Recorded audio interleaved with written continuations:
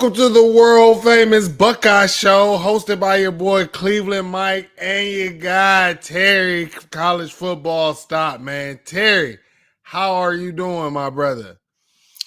Hey man, I'm doing great, brother. How you doing? How's your Man, day so far, man? I'm good, man. How was your Love that, bro. Easter weekend and all of that, man? Oh man, Easter's like the big time holiday for me and my family, man. Super Okay. religious, obviously, you know what I mean. So it was a great holiday, man. Uh, just it was a lot of time with family. Real Yeah. busy, man. I felt like we were busy all weekend, just constantly. Hey, that's good to So hear. That's good to hear, man. We were busy all weekend long. My kids went to about maybe like 4 Easter egg hunts, man. It yeah, was just fun to watch them just, go out, run. They enjoyed it. And obviously, like on Friday, we went Good Friday. And Sunday, was church. And we went and spent time with my wife's family. So, kids enjoyed themselves, man. And so just always watching my kids be able to enjoy themselves brings me a lot of joy, man. So love we that, brother. appreciate all of you all that are here, man. If you are tuning in on YouTube, if you are tuning in on Twitter, make sure that you are hitting that like button, hit that retweet button, and make sure you're sharing this with the rest of the college football world out there, the rest of your friends. We definitely appreciate you all. And also, Absolutely. we got to give a special shout out to the one and only our members. If you want to be a member, make sure that you join very, very soon because myself and Garrison are cooking up some content. Terry and I have talked about some micro content as well. And the people who are going to get that content first, who is it going to be available to first, is going to be the member. So we appreciate all of our members. Memberships start off at $2.99 on Block O Club, $4.99 JT Wasn't Short Club, and $9.99 We Don't Give a Damn. So make sure you join it, man. We got a lot of stuff that's coming, and it can't happen without you all, man. So again, we appreciate you all. There's been some crazy stuff going on, man. Is it Nah, for real. is it Portal Wars? Is it free agency? What are we calling this, or is it just a Yeah. disaster, Terry? I don't think it's a disaster, man. I just think it's what our sport is now. You know what I mean? Like we love college football, and honestly, I don't love it any less. I just think it's less about like these recruiting guys going and figuring out where these Mm-hmm. kids are going and all this stuff. And it's more about like, look, Ohio State offered him the best contract. This is where he's going. This is how much they're trying to pay him. Boom. Let's move on. I like it, Mike. I don't know. And I like the transfer portal. Like the thing with the transfer portal is you can combat the transfer portal with a really good culture. Ryan Day Mm-hmm. showing that Ohio State's not losing anybody to the portal that they don't want to lose. And there's other teams doing that too. It's not just Ryan Day. And honestly, like I think it's a good thing, dude. If you have a kid who's not a culture fit at a school that has a crappy culture, like why not let that kid get out and go somewhere where they can thrive? I mean, I agree. Here's my thing: is I'm all for, I like the transfer portal, but I think it needs to be regulated. I don't think that guys should just be able to hop in right after their freshman year. Uh, to I me, love it. I mean, hey, I still believe that what do you call it? Hard times build great characters, man. And if you just constantly, finding the easy way, the soft way, what are we really building? Like, what are we really building? Like, can we say that we're building people to be mentally tough, to be able to handle situations? And then we watch these guys who can't handle rejection, can't handle no's, like, and we talk about them like they soft, they mentally soft. So my thing is just what are we building with this? I mean, I understand like your coach leave, whatever. I definitely understand that stuff, but just leaving to get more money. I mean, Hey, like I said, I'm all for the players I'm getting with it, Mike. too, man. But I mean, this is ridiculous. Like the whole Nico to the UCLA thing, trying to hold Tennessee hostage. His non-self-awareness of the things that he was posting on Instagram, talking about me and my teammate talking about throwing the playoff game. Like, I mean, I know he was being sarcastic, and it's probably what Tennessee fans have said. That's what it kind of came off to me. But it's like, dude, right now you have the most negative PR going on right now. And it's just like, shut up. Just don't say nothing. Go to UCLA. And another thing that just tells you that this is all tampering. There's nothing that you can do about it. What are you going to do? Stop the UCLA coaches from talking to the dad, even though they're talking to the dad about one of the other sons? The little brother just went to Arkansas. Yeah. And now he's going to UCLA. I don't know, man. That situation is crazy, bro. Like I said, I tried to look at it from the player perspective, but it's like every single thing that's happened just makes it look worse and worse for the Nico's family, Nico and him and his family. Just and then his brother's going there.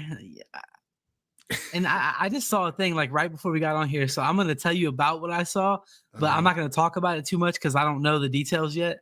But I saw something saying that Arkansas was trying to make him pay back the $200,000 in NIL they gave him. Yeah. Because you were talking about like people leaving after their freshman year. Dude, that kid didn't even have his freshman year yet.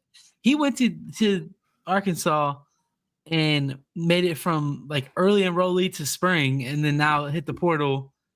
I don't know, man. And these kids want that money up front. So you just gave them this money up front. Yeah, you want your money back. And I mean, to be honest, here's the thing. The kids can't be mad at it. I know some people was like, hey, you don't really want to retaliate against the kids because of how it could probably hurt you in recruiting in the future. But I mean, if you sign a contract, you signed a contract. I agree with that. Yeah, I mean, I just don't know. This technically not contracts. You know what I mean? Like they have NIL agreements, but no, it's a contract. They can't include in that contract that you have to be enrolled at UCLA or whatever. They can't do that because that's pay for play. That's like the one thing that they can't do.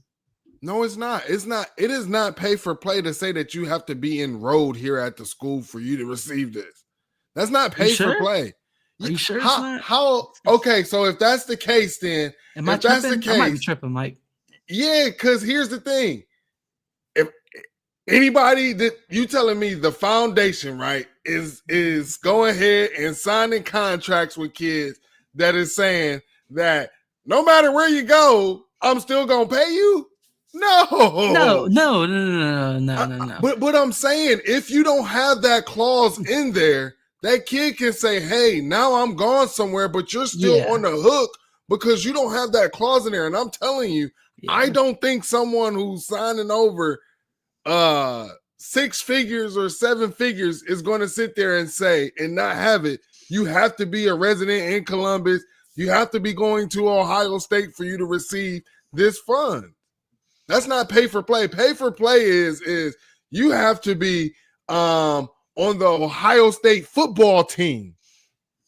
You have to be, that's not even what you got to put in there. You just got to say you got to be enrolled at Ohio State. That's enrolled as a student. It's not saying anything about what you're doing on the field.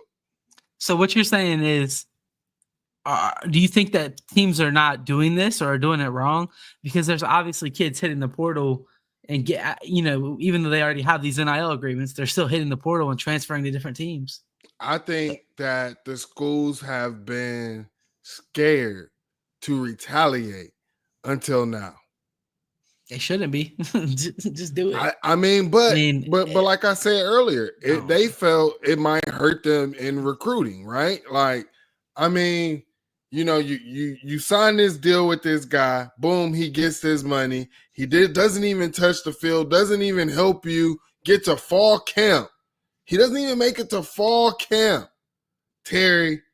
And we done paid this guy. Like, we got to understand the people who is donating this money, the people who handle this money. These people are business people. These people understand, hey, if I'm not getting a return on my investment, it's just like the bank, same thing. Like, they want a return on their investment too.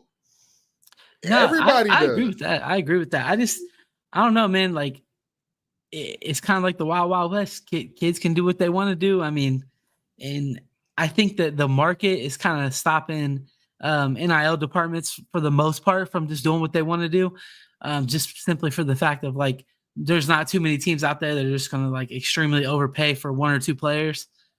So the market is kind of dictating what kids are getting paid. And also, like, teams, the market's not the same for every level of football team. Like, looking at the Nico situation, like, Nico, for him to go to Ohio State or Georgia, he probably wouldn't have ended up with a crazy NIL deal. And maybe I'm not going to say his mindset would have been different, because obviously there's no way to know that, but he would not have had as crazy of an NIL deal, and maybe his situation would have worked differently. I do know that at UCLA, his NIL deal is not crazy, right? I think it was like 900,000 or something. So it's like a lot less than what he was making at Tennessee. Yeah, I mean, and they tried to play it off as it wasn't about the money, but I also think that they also kind of played themselves, right? It's like, yeah, you're trying to probably spin this that it wasn't about the money. You just ended up finding out, and Tennessee said, no, we're done playing this game with you. Go somewhere else. Now for you to save face and not go to a lesser, probably G5 school or something like that, where everybody know you definitely was taking less money. You stayed at a P4 institution. And here's the thing: one thing that we knew about wasn't like Cal trying to sue or stop UCLA from leaving because of the financial impact that it would have had on them. So yeah, there's and they were already working in a deficit as well. So my thing is these boosters that can't even help out their school. I don't think that they coming and saving in the NIL like that. I don't think so. Yeah, no. Nah, they're not. Dude, NIL is just such a tricky subject right now. And the only thing, like I said, Mike, you just can't, like, we can talk about all the situations that happen. That's one of the reasons why I like NIL and, like, the transfer portal and all that, is because it's like we have something to talk about all the time. Mm-hmm. There's constantly people hitting the portal, people announcing that they're going to hit the portal. And then, obviously we get situations like the Nico one that are more rare situations, but still, I don't know. It's creating a lot of stuff to talk about. And honestly, if more people are talking about it and more people are interacting with college football, I feel like the sport's going to keep growing. And I don't think that, I think that when you start dealing, and this is going off the rails a little bit, Mike, but it's kind of just a thought I'm having, right? When you start dealing with what college football was used to, like what we all knew and love about college football, like all the traditions and all that stuff, it's going to stop growing at a certain point where, you know what I mean? Like you're kind of at, like, well, everybody knows about the traditions.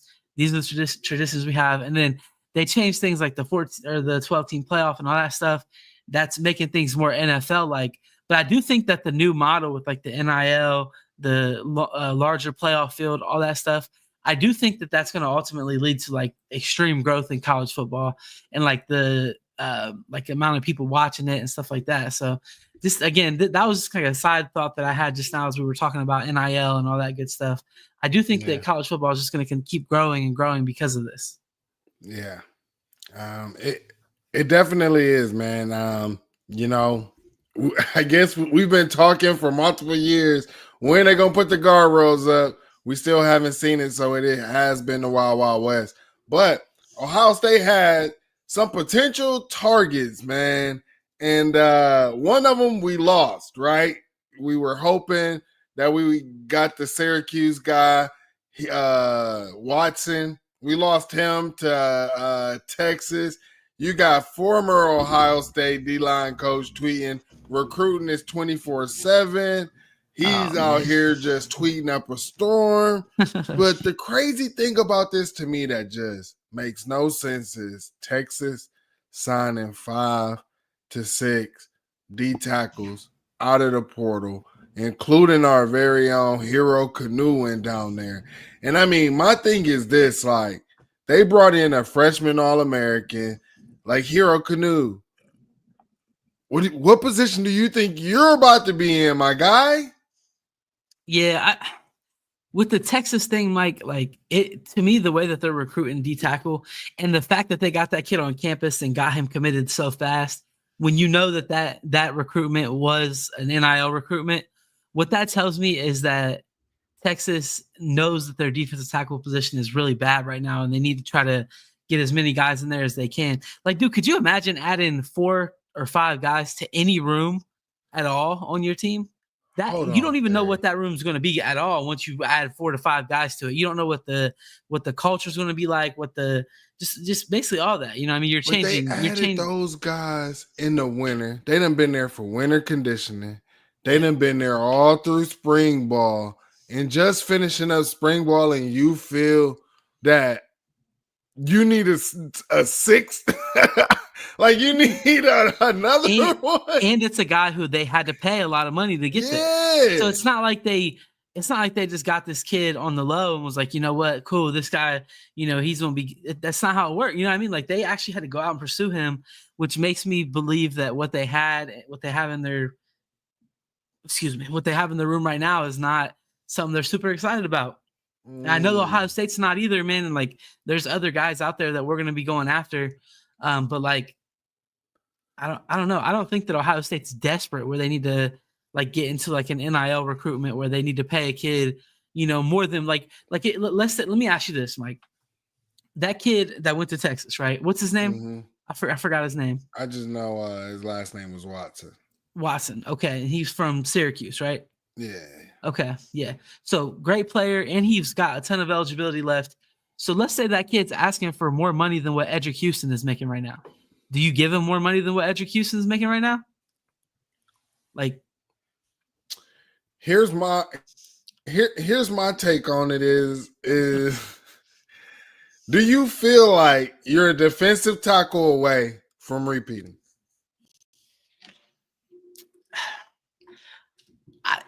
I don't necessarily agree with that, just because, like, Terry, are you worried about what are you worried about on the offense? If the quarterback is what it is, Ryan Day didn't go in the portal to go get a quarterback. If we're trusting Ryan Day on that, we know our wide receivers. Let me say this. We know the running back. We know the O-line. But we're talking about the D-line, right? So you're gonna tell me, basically based on what you're saying, is Ohio State has 0 chance to repeat. Let's say we get this Bo Atkinson kid, right? Mm-hmm. We get him in here. We don't bring in a defensive tackle transfer. We have no chance to repeat. That's what you're telling me? That is not what I'm saying. Okay, that's why I was disagreeing, though. That's why I was disagreeing, because I think what I'm saying is your head coach had went to the podium multiple times and saying that he has concerns about defensive tackle, right? Going into the season. Now, if you add a guy like Watson, do you not feel way more confident? Because to me, the way I felt is we were one top D tackle away from me being ready to lie and start lying season and start saying Ohio State's repeating, because that's where I'm comfortable. Now, the coaching staff, you know, like you said, they might not be as desperate, right? You know, they might be like, okay, these guys are going to come along. And I mean, me and you talked about it. These guys will probably come along as the season goes on, right? But I'm talking about right now, to be confident to start the season. If we were to add that Watson guy, I'm trying to figure out, where do I see a weakness? The linebacker unit? No. DB unit? No. So where's like that? That's all I'm saying. And my thing is this: yeah, you paying him more than Edric, but guess what? He has more production than Edric, so he should be getting paid more than Edric. He already has freshman All-American status. Edric doesn't have that. Edric still has things to learn, right? So that this guy's already ahead. My thing is this: is the return on investment greater? Because I think it's greater if you go ahead and pay him. Yeah, I don't agree with that, man. I just think, again, I think Ohio State doesn't need to get into a situation where they're in an NIL recruitment in the sense of, like you said, like I don't agree with paying that kid more than what you're paying Edric Houston right now to come here. I don't agree with that. I think you got to get somebody. And this, listen, when we were talking about the defensive line in the portal for a long time now, and this is why I said from the very beginning that it's going to be hard for Ohio State to get somebody in the portal. It's simply just because we're not offering someone to come here and be the starter right away. Unless you were like the best defensive tackle in college football, and we can guarantee, like, chances are you're not coming here to be guaranteed a spot because we have K-Mac and we have Edric, and both of them are really good players. So now we're looking for a guy who started last year to come here and be our third guy because we're promising him reps. Also, since we're promising you only that you could be the third guy, we're not paying you more than the current defensive tackles that we have. And I think that put Ohio State in a tough spot to land like guys like this, just like the cream of the crop, top of the line defensive tackles that are in the portal this year. Here's my thing. Ryan Day said that you got the guys out there that are playing. They show flashes, but they're not consistent, right? My thing is why couldn't Edric Houston be the guy? Like, why can't this guy come in and start and Edric Houston be the guy to be able to learn and be able to still rotate in? Maybe you go 50-50 with those guys, but I'm saying he played more than what he did last year, but I mean, here's the thing. Edric was coming where he had developed mostly at edge, right? And my thing is can we 100% say that Edric, as a defensive tackle, is already better than that defensive tackle who has been working at defensive tackle way longer? Because, I mean, there's still some things that Edric that I can't say that Edric is better at him at defensive tackle right now. Can I say that Edric's ceiling might be higher than he is? Yes. But we've seen this guy be a starter and be dominant. My thing, what I talked about on Buckeye Brigade yesterday is guys, we know that K-Mac, we know that Edric, we know these guys are all talented, right? What we don't know is, can they do this every down? That's what we don't know. I need to hold on. Let me look at I think you have it in the show notes. Let me see. I'm trying to find this defensive tackle's name. I want to see his stats and see what his stats are compared to Edric's, because I swear it's not crazy different. I mean, I think he was just a really good freshman. D tackle, bro. Like what stats are we looking at? You were just talking about stats and like production. I didn't say you said I'm saying experience. And then when I say a production, I didn't bring up no sacks, no tackles. What is a D tackle's job? Who's going to stand up there and take on those two blocks and still hold that line and not get pushed off the ball, right? What was everybody talking about in the spring game? What was everybody talking about in the spring game? Our D tackles getting pushed off the ball. So my thing is what was Tyleek so good at? I know people don't want to give Ty Hamilton as much credit, but you got to. What was he good at? Like, so they could hold guys up. I think you're talking about two different things there. You got Ty Hamilton, who is what you said. He's a guy who can stand in there and hold up and not get pushed back when he's getting double teamed. And Tyleek is a guy who you can't single team because he's going to beat your dude and he's going to end up past him and making a play in the backfield. So you're talking about two different things. To me, if I'm getting a defensive tackle and I'm paying them more than what I'm paying Edric Houston, I know he makes some good money at Ohio State. If I'm paying them more than what I need Tyleek. I don't need Ty Hamilton. For that much money, I need Tyreek, not Ty Hamilton. I need somebody who can hold up in double teams and who also is going to. You can't single. You can't single block him really because he's going to beat that block. And I'm not saying the kid from Syracuse is not that, Mike. I'm not. That's what I don't want this to turn into because I think that kid's going to be really good. And here's another thing. What I was saying is, as well is K-Mac. We don't know if he has the cardio issue, so maybe I could flip flop it and say Edric will be the starter along with the next guy, right?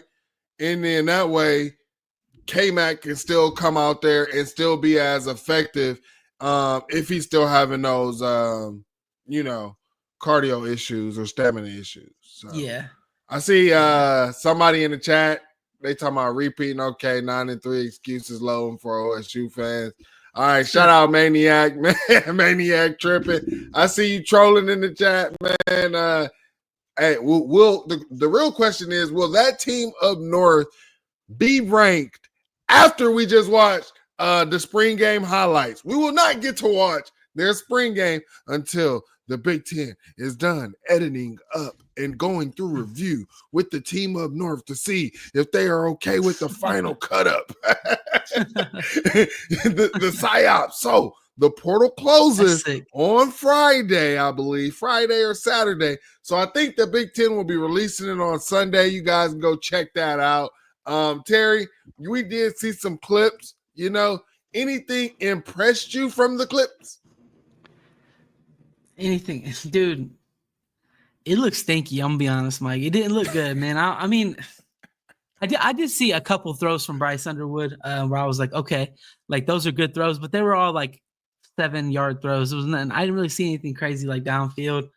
Obviously there was the flea flicker to end the game, that's the most insane thing, Mike. Unless they told the defense that they were running a trick play, they literally went out there on the last play of the game, backed up on their goal line, and made the defense think that they were about to run the clock out and run the ball, and then did a flea flicker and threw it for a touchdown. And it made Bryce Underwood's stats look so much better because he would have probably had like 80 yards in the game with the interception, 2 fumbles, something like that. I'm interested to watch it. I hope they put the whole thing out. Yeah, I'm interested to watch it. Here's my thing. Like it's stupid like stuff. Like it's a spring game, right? But we're gonna draw we're rabbit fans, we're crazy fans. And I'll just say this: Tavian St. Clair, his interceptions that I saw was, maybe because he didn't read the coverage right. I know Fahim like baited him into one, or Fahim read it, the coverage or the play to a T, right? That's one that got picked off. The one interception I saw, I don't know if it was from Orgy or whoever the quarterback was, but it just looked like they were there no more, man. Bro, I mean that shit. He looked like Orgy out there. I mean, here's the thing. I was talking to on Buckeye Brigade, right?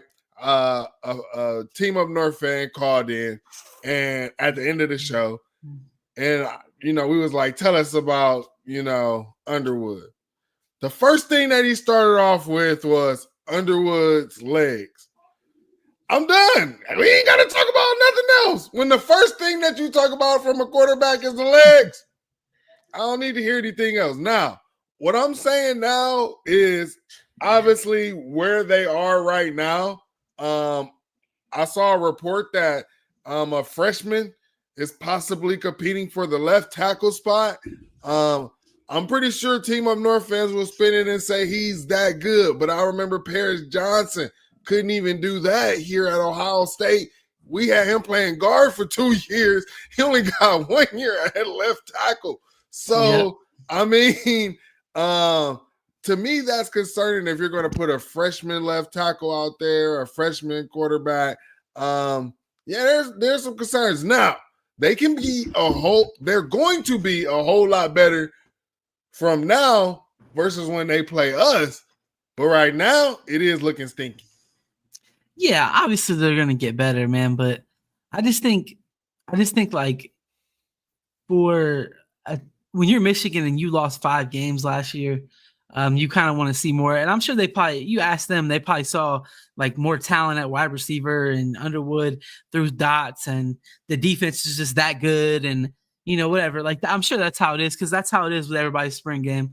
But I don't know, man. I just didn't see nothing that was impressive to me, and like I don't have any reason to believe that their defense is going to be like insanely good next year. You know what I mean? Like I think it might be good, but like they lost like their best players on defense. Their scary players on defense. They lost Will Johnson. They lost, obviously Mason Graham, Kenneth Grant, guys like that. Even their one linebacker is going to the NFL, and he was really good for them too. Now I do think that they'll have really good linebackers, but also like I think that there's going to be weaknesses on that defense that they're not used to having, because they've been really good on defense and haven't really had too many big time weaknesses for like the last however many years, ever since they're I feel to say made the big change on their staff. Excuse me. Yeah, their defense last year kept them in a lot of their games. I think that here's the thing. They had a lot of faith in what their team was going to do last year because of the guys like that was returning, not just on defense, but also on offense, right? Well, those guys are now gone. They're gone. Exactly. You also have a freshman quarterback out there who I believe is going to have issues, reading coverage post snap. That's going to be a big thing for a freshman quarterback. I mean, me and you have talked about that off air plenty of times, right? So, yeah, and not even just that, Mike. They're also talking about kind of transferring their offense to an offense that throws the ball more and does more throwing concepts. And that's not something that you just do. You know what I mean? Like, disregard. It's like if Ohio State wanted to just turn into a run first 13 personnel team, we're not going to be able to do that right away. It's not going to happen. You know what I mean? So they might run into some real issues this year. I can see them being worse than they were last year, just because they lost so much like high end talent. And I think that this year they may have a lot less of that high end talent, because they don't really have anybody on their team who's proven to be that at this point. You know what I mean? Yeah, I feel you. Shout out my guy Rob said, man, I may retire from the chats forever if we lose the game. I feel you, man. Hey, just do what I do, man. Just stand in the paint. You get way more respect just standing in the paint than not. Nobody can ever say that I duck smoke or anything, because I've been outside since day one, man. But before we continue to go any further, we got to take care of some business in here. All right. Get your business, product, service, or personal brand to the next level by partnering with the Voice of College Football. See what our partner Win Agency has to say about his sponsorship experience with us on the screen. Let's discuss how you can also reach your target market. Contact us at sponsorships at vocfb.com. Again, that is sponsorships at vocfb.com today. All right, man. So make sure y'all checking that out. Now, I was watching yesterday, before we get into our next segment, Terry. I was watching my guys, Dev and Mello on the Buckeye Boys. They had my guy, Riley Pettijohn and TJ Offord on there. And, SC has been doing the mental ice water challenge. And, oh boy, TJ Offord, he did it. And, he did it. Dev did it. Because I guess Riley had already did it. He posted on, I don't know if you've seen his story, but Riley had already did it. So he challenged them. Mello and all of them did it. Dev, he acted like he just one of the football players, man. He took his shirt off on screen. I called him out for it. And Dev challenged me. So I got to do the ice bucket challenge. So you doing it right now? Right here? Yeah, I'm about to do it right now. On so camera? Terry, hold it down while I go get the water. All right. All right, I'm gonna be here, man. All right. All right, what's up, chat, man? Oh, snap. I do think though, man, this I think the spring that we had at Ohio State, though, we haven't really talked too much about Ohio State. We've been talking about everything else. I think the spring that Ohio State was really good this year. I do think that, like the spring game, let me know in the chat what y'all think, actually, because I thought our spring game this year was like one of the best spring games I've seen ever. Just because it was like there was actually some excitement in there, but it wasn't nothing crazy. It wasn't like this kind of people trying to kill each other on the field or nothing like that. But I thought there was some excitement in there. I feel like there was a lot of young guys that we got to see that honestly have been waiting for their time to just have their moment to go out there and show what they can do. So I don't know. Let me know in the chat what y'all think while we're waiting on Mike to get this water in or whatever he's got going on here, man. Man, hey, I gotta make sure I got everything right here and ready. All right, man. This about to be bad. All right. Us Cleveland boys, we don't duck no smoke. I'm here. Just want y'all to know, if you can't see, that was ice forming around it. So it's definitely cold. Yeah. Got the key picture. Yeah. So before I do this, I also want to nominate Garrison from Voice of College Football. I want to nominate our guy TJ from the Voice of College Football. And I also want to nominate my boy Chris, Zach, and Pat from Minister Sports. Yeah, I ain't forget about y'all. I want to nominate my guy from Juck on Bucks. My guys from the Buckeye Brigade. And then I also... Hey, how many people you nominated, man? You about to nominate everybody. I'm nominating them all. And then I'm also going to nominate former Buckeye Chimity Chekwa from the Believe Buckeye Show, man. So, yeah, I'm going to have to cut this up, and I'm tagging them all in there. Y'all got 24 hours to respond. I know Garrison has a show tomorrow, so he better do it tomorrow. And if he doesn't, chat, make sure y'all call Garrison out. So, here I go. I'm about to do it. All right. Drum roll. Dang, this about to be cold. Can't believe you're doing this on camera right here. Oh, shit. God damn. Oh, let's go. Woo. I cannot believe he just did that right here on camera like that, man. That is hilarious. Oh, damn. Oh, man. Let's go. Hey, I'm gonna get a poll up in the chat. I need to know. Hold on, let me get rid of this other poll. Ooh, that was cold. I need to know. Do y'all think Mike? Did Mike take it like a champ?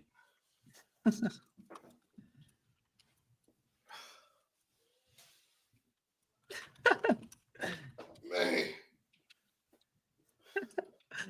Oh my goodness. Put on my shirt. I gotta have another shirt. All right, let me know in the chat, y'all.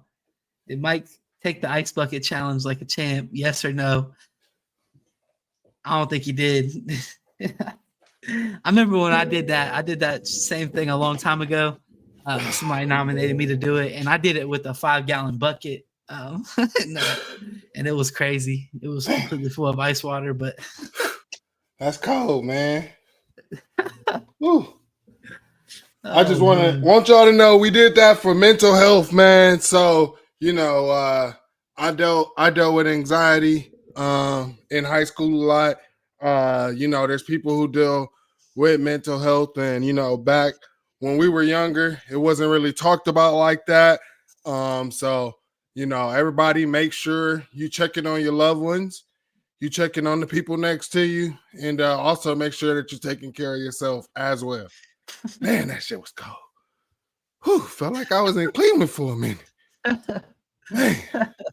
We gotta pull up in the chat, man. I was just telling them before you got here.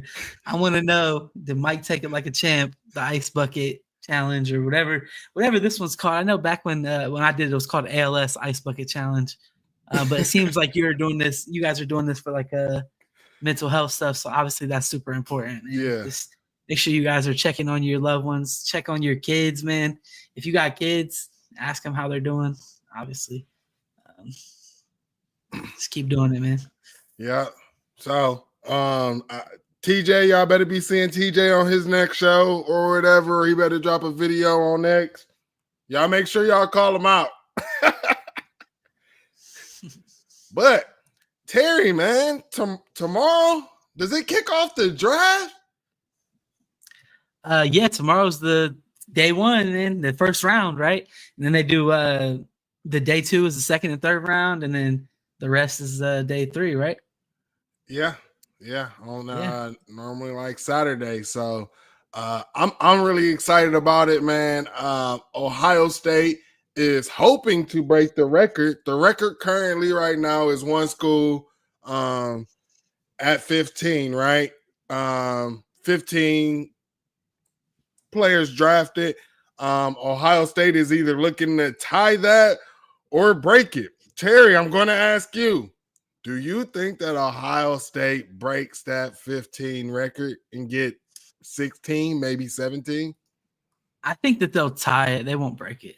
Oh, man. Yeah, I don't think they'll break it. I don't think Fryer or G. Scott will end up getting drafted, and that's kind of what we need, one of them to break it. So I don't think so, man. Man, I'm going all in. I'm saying that we breaking it because I have been saying that I don't understand why Josh Fryer did not even get a combine invite. I don't understand it. And here's the thing. Maybe if he's the one who's being stubborn and saying he just want to play tackle, then that's the thing. But I think he could be a guard. Yeah. I mean, he definitely could, man. But also, like, I think with Fryer, like, he's got a lot of bad on tape, and I don't think that he just has like the overall build and athleticism that they want at the NFL level. You know what I mean? Like, I think he'll end up being an undrafted free agent somewhere, and he'll go there. He could work hard and make the roster. Even I'm not saying he can't. Like, I don't want to hate on him like that, but like, I just don't think that he's going to get drafted. I really don't, especially with him not getting invited to the combine is what got me. In the 7th round, bro. I've always been a defender of him, man, but him not getting invited to the combine is what made it rough for me. Like, I got you. That and that is understandable. But we got our guy G. Scott Sr. He does radio, talks about the NFL. Has been around the Seahawks program, and G. Scott Jr. has also been around the Seahawks program and organization when he was younger as well. Do you think that G. Scott has a chance to make an NFL roster, or, an NFL team just says, hey, let's give him a chance, 6th, 7th round? I think it has a chance. I do, because if you look at G, man, he's a big dude. Like, I didn't think he was that big just by looking at him on like TV and stuff. But when I met him at the fall practice thing, I mean, he's just as big as like every other tight end in that room. You know what I mean? He's not a little dude. And with him having the wide receiver background that he has, and then also like just knowing for a fact that he's not going to be like a cancer in the locker room is another thing. You know what I mean? So I don't know, man. I think that G could definitely get drafted for sure. Yeah, I'm hoping that G gets drafted. The only thing that I feel like hurt him is we didn't feed reps to him like we did K Stover, right? Like, we made sure K was going to get drafted. And there's some like I've said so many times when I watch film, G. Scott would be wide open, and that's when Will Howard would freaking throw a dang on interception, bro. And now, Mike, I want to push back on you a little bit because I don't think G has the skill set at tight end to be a 3rd round pick. It wasn't Cade Stover a 3rd round pick. I'm not even saying that. Here's my thing is I feel G still has some development to do, right? To get better at that position. My thing is, does an NFL team say, hey, we could get him on a rookie deal or whatever, and we could possibly allow him to continue to progress into that. I also just feel, I ain't gonna lie, I think that he would have made some of them catches that K Stover didn't make, some of them tough catches, but that's me. I don't know, man. Maybe he might have. I believe so. But listen, like if if that's the case, what you're saying, I feel like NFL teams are going to notice that, regardless of even if he didn't put the production up. Because when we're just talking about just getting drafted, I think that G could be the one that gets drafted to like kind of break the record for Ohio State. Just simply off of, like I said, his athleticism and just his profile as a person. Like people, you know that you're getting someone who's going to come in, who's going to push like Christian values probably on your team, which is shouldn't in theory shouldn't cause like any issues. I don't know, man. You got a high character guy from everyone who talks about him. And you, like you said, his dad is already semi associated at least with the Seattle Seahawks. So clearly there's like some clearly like his family is capable of or understanding of the business model of the NFL. You know what I mean? That could help him also. So. And we also saw him on the Gruden class, you know what I'm saying? So, I mean, if anybody watched that with the quarterback, the fact that he was able to go out there and get a little bit more work in, get a little bit more eyes on him. Mm-hmm. I mean, just anything can work because you just never know who's watching, right? So, but Terry, everybody's asking, all this talent you had, all of this talent that you had, you don't have anybody who's invited or will be at the draft, in person. How many first rounders is Ohio State going to have? Simmons did get invited, I believe. He just turned it down. Yeah, I'm pretty sure he got invited. He just turned it down, which is like, I don't know, man. Is he hearing from the teams that he's not going to be drafted as high as he thought he was because of his injury? I hope that's not the case. I actually want to ask in the chat real quick, Mike, before we get to talking about this. Let me know in the chat, guys, who is going to be the first Buckeye taken off the board. I think that's a super interesting question, and I think that honestly, there's a number of guys who it could be. But in your opinion, let us know in the chat, who do you think will be the first Buckeye taken off the board? And also, will that be tomorrow?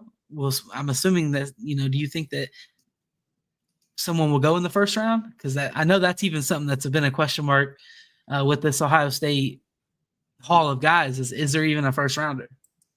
Yeah, I mean, that's what I was asking you. Like, how many first rounders and who do you think it'll be? I'm going to say I'm going to start off and say you got 3 potential first rounders. I would say Travion Henderson, from what I'm hearing, the meetings with the Chiefs. If a team can pull him, and he has the visions fixed, you're getting a good pass pro and just someone who has the ability, to get you some explosive runs. We're seeing what the running back in the NFL who are getting those explosive runs. And to be honest, those are the teams who honestly had a chance at actually making the Super Bowl, going to the Super Bowl, actually had a fighting chance. We're the ones who had, those type of running backs who could just get you explosive plays. Now, what the Chiefs, they kind of use like a wide receiver guy, kind of like a Curtis Samuel type to do that. But if you got a Trey, that's every down. You don't need a guy to be a gimmick. So now you have the defenses where they don't know exactly what you're going to be in, right? They don't know. You could, line Trey out to the outside, then bring him in. Bring Trey, start him in the inside. Bring him out. See what type of matchups that you could create. And I think that'll just be great in the Andy Reid system, man. Because I think he likes to use his running backs out the backfield, get them in space. I think that would be great for Travion Henderson's career. Yeah. I mean, yeah, right now with what they're cooking up with the Chiefs, any player going there is going to be great, especially an offensive player. It's going to be great for their career. Trey playing with Pat Mahomes, I feel like will be huge. They do a good job of getting their guys in space, and Trey is probably the most dangerous back or player, even maybe in this entire draft. When you get him out in space and give him a little bit of room to work with. So, yeah, man, I can see it being Trey. Is that what you think? You think Trey's gonna be the first one off the board? I don't think he's gonna be the first one off the So you're just board, talking but about potential first round yeah, draft pick. yeah, Okay. All yeah. right. He just go. I think, and the reason being is I feel like in the second round he would be a high second round pick, and I feel like some of those teams on the back end is like, man, like he's not going to be here in the second round when we're back, coming through Yeah. here. So should we snag him now? That's my thing with Travion. But I think if we're talking first round Buckeyes, I think Josh Simmons could be the first Buckeye taken off if what's being reported is true about him being healthy and ready for training camp. I think that if that's what the team doctors are saying when he's been going and meeting with them and evaluating it with them, then boom, you go ahead and take him in the first. But if that's not the case, then obviously I think it'll be Emeka Egbuka. Yeah. Yeah. Ooh, Emeka Egbuka. Okay. Who are you thinking? Uh-oh. I mean, Emeka's one of them. There's obviously I still think that Donnie can sneak into the first round after what he did at tackle, with his already ability to play guard. I think you can see that from him. There's even like Quinshawn potentially you can see sneaking into the first round. Is there anybody else? I mean, I really want to hold on so tight to the idea of Jack Sawyer or JTT sneaking into the first round, but I really just can't. I don't see it happening, man. But I mean, I think that's probably about it, right? Like those are the guys who potentially could be. I would imagine it'll probably end up being two guys. Maybe like Simmons and Emeka end up. Simmons at Simmons at 15, 18, and Emeka at 20, 22, something like that. I could see something like that. And then maybe Trey at 32, right? Would that be the Chiefs pick? Trey at 32? 31, I believe. 31? Right? Okay. Yeah. Yeah. So, I don't know, man. I mean, yeah. I think it's going to be a very interesting draft. Very looking forward to it. To see how many Buckeyes we get. I'm thinking there's potentially 3. Terry just threw in, hey, maybe potentially 4, maybe 5. Let me know in the chat. What do you think? How many first round Buckeyes do we have, chat? Let me know in the chat. Is it 2? Is it 3? Is it 4 or 5? Let me know in the chat. I appreciate that. And let me go through the chat and see if we got any questions that I missed throughout the show.